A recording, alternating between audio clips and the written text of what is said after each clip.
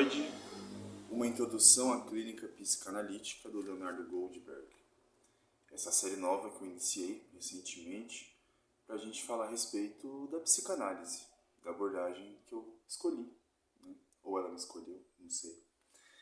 Enfim, no último vídeo foi pautado aqui especialmente essa ideia da psicanálise em relação à cura, né?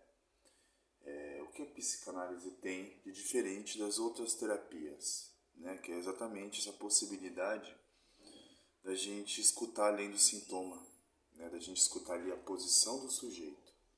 Eu falei um pouquinho sobre esse vídeo, sobre essa questão aqui no vídeo anterior, né?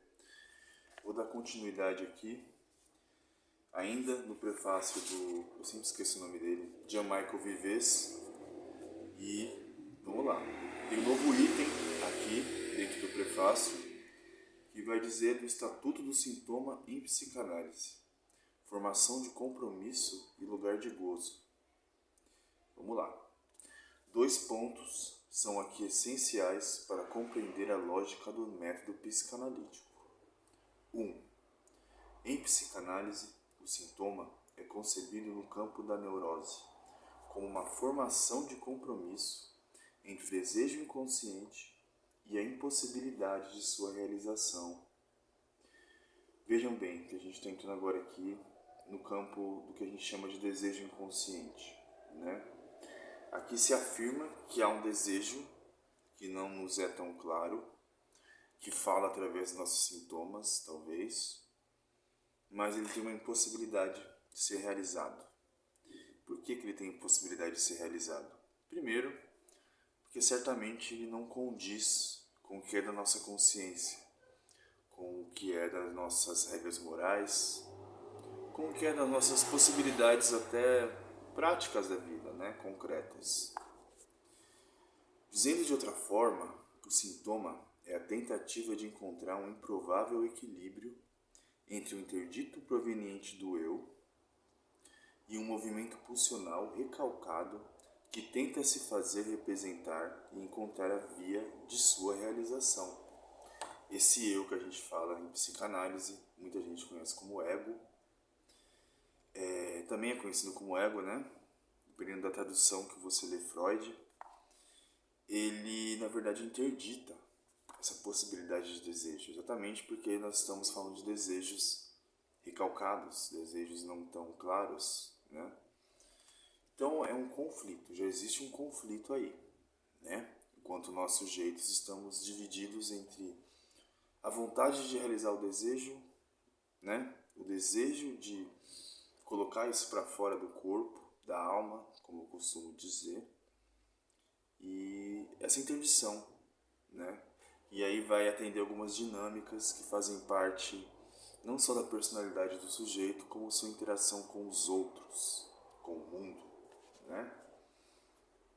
O sintoma, a partir daí, tenta satisfazer 2 injunções antitômicas e contraditórias: goze e não goze. Estamos no meio disso. Faça, não faça, né? Daí vem essa tentativa de equilíbrio, né? Que é uma tentativa sofrida, muitas vezes, né? Tentar buscar o equilíbrio.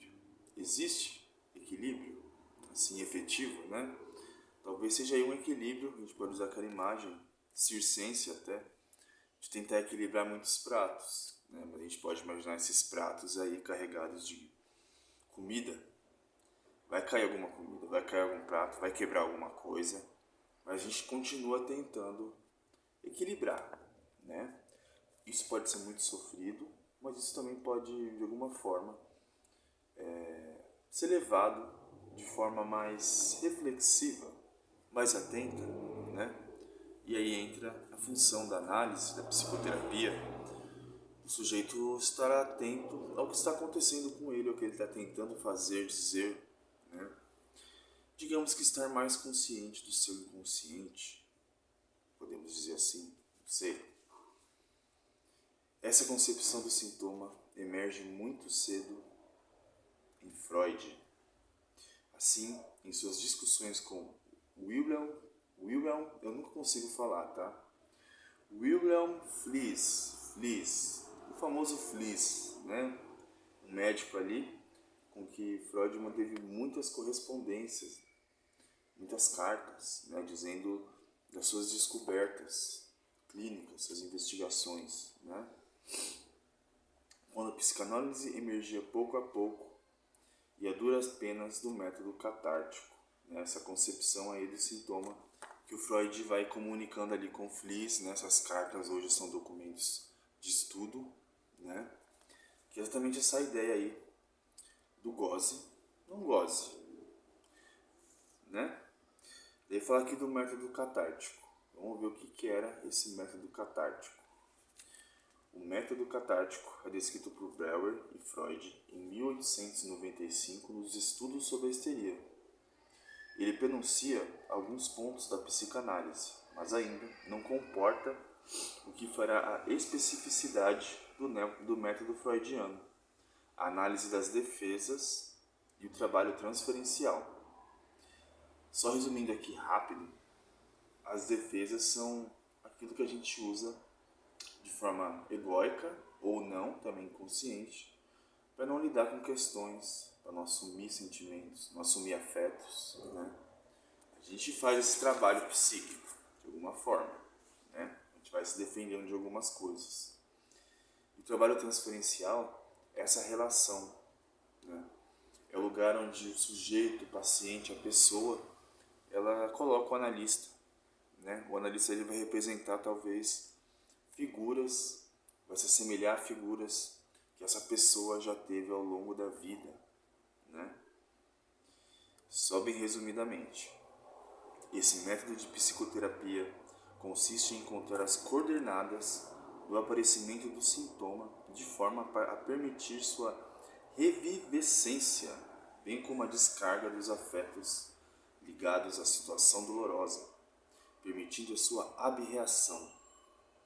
Abreação, né? Método catártico, imagina. A gente pode pensar assim que isso acontece em alguns momentos da análise, quando o paciente tem uma espécie de descarga de emoção, uma descarga de energia pulsional, né? Aquilo que está muito recalcado ali, o analista pode possibilitar que a pessoa tenha ali um momento de descarregar isso, seja em palavras, seja em gestos, né? Seria o caso, graças à hipnose, de encontrar como o sintoma surgiu. De novo, né?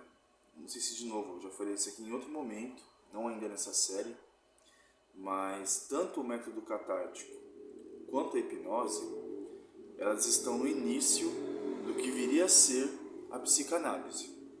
Hoje a psicanálise não se utiliza de hipnose, não mais. A gente vai voltar nesse ponto de hipnose mais pra frente. E o método catártico também. Ele está presente hoje na clínica, no trabalho terapêutico, mas não é a principal via, a principal função, o principal objetivo da psicanálise. Né? Vai acontecendo um desenvolvimento, um novo entendimento sobre o que acontece ali nessa dinâmica psíquica das pessoas. E as coisas vão andando, vão mudando, né? Não são estáticas. O efeito terapêutico buscado é a purgação, daí o termo catarse. Nesse momento do desenvolvimento da obra freudiana, o sintoma ainda não é essencialmente percebido como uma formação de compromisso, mas sobretudo como resultado de afetos bloqueados. Vamos pensar um pouquinho de novo aqui, né? Essa formação de compromisso, né? Que é de novo essa impossibilidade do desejo inconsciente, né? Assim, não, peraí, vamos voltar um pouquinho, vamos formular certinho. Voltando aqui ao primeiro item aqui. O sintoma é concebido no campo da neurose como uma formação de compromisso entre o desejo inconsciente e a impossibilidade de sua reação, né? Há esse desejo que a gente está falando e a sua realização barrada, impossibilitada, né? O sintoma é concebido daí.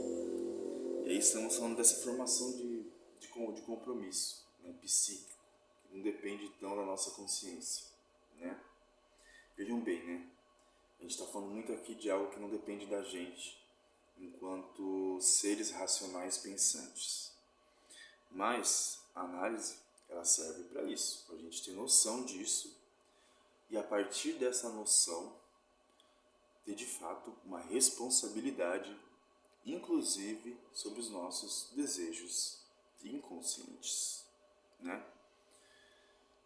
Vamos lá, vamos construindo aqui sem pressa, né? Não pode ter pressa para estudar psicanálise, não pode. Apesar de ter muito material, é até angustiante muitas vezes, né? Porque é tanta coisa para ler, para entender, mas a gente vai tentando, né?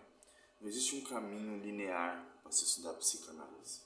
Isso vai depender muito do desejo de quem estuda, do inconsciente de quem estuda, eu diria. Onde que vai te levando, qual leituras você vai procurando. E claro, você precisa se organizar, criar algum tipo de raciocínio. E é o que eu venho tentado fazer aqui, de certa forma, e eu vou conversar sobre isso durante os vídeos, seja no livro do Leonardo, seja no da Christiane F., seja nos outros que estão por vir, que já vieram. Porque por mais que os assuntos às vezes se distanciam aparentemente uns dos outros, percebo que há aí talvez como posso dizer, uma essência, uma ideia que está sendo formada aqui, muito na ideia, muito no sentido daquilo que não controlamos, do que é inconsciente, das experiências radicais, né? Pensando aí a Christiane F., do modo como a gente vai dar lugar para os afetos, né? E a psicanálise é perfeita para isso, vamos dizer assim, né? Podemos observar que numerosas psicoterapias atuais, a maioria, na verdade, continua a funcionar dentro desse modelo pré-psicanalítico.